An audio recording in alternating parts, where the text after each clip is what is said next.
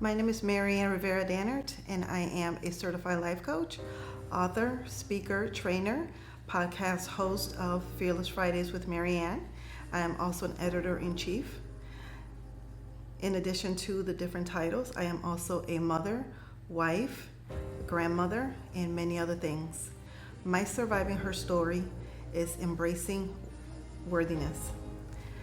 And that comes from years of dealing with abandonment issues, trauma, different forms of abuse, being raised in a dysfunctional family where I struggled with feeling like I belonged because my parents got a divorce when I was about the age of 4.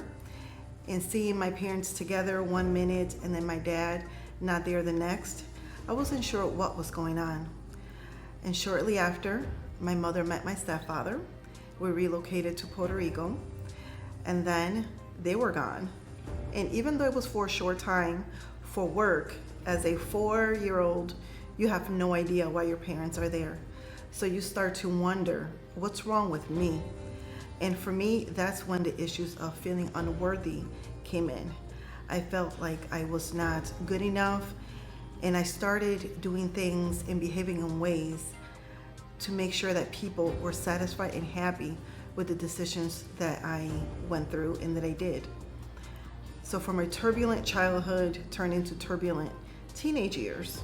So I was in and out of juvenile delinquency detention centers, trying to figure out who I was, where I belonged, dealing with unhealthy relationships, toxic relationships, experimenting with drugs and alcohol, landing me in relationships that, again, were toxic, unhealthy, domestic abuse at a young age that I did not realize that was what was going on until later on.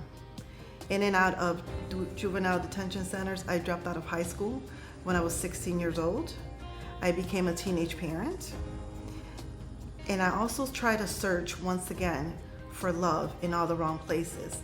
So in and out of relationships that were toxic once again, I started to figure out like something was missing, and searching for what that was, I started experimenting with different religions.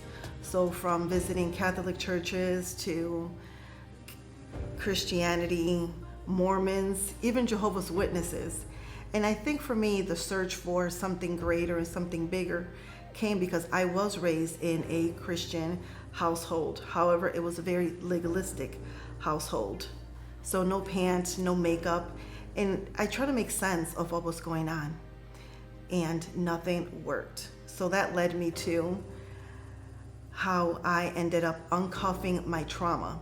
But before that, you would think that as an adult, I started to learn my lesson, and I did not.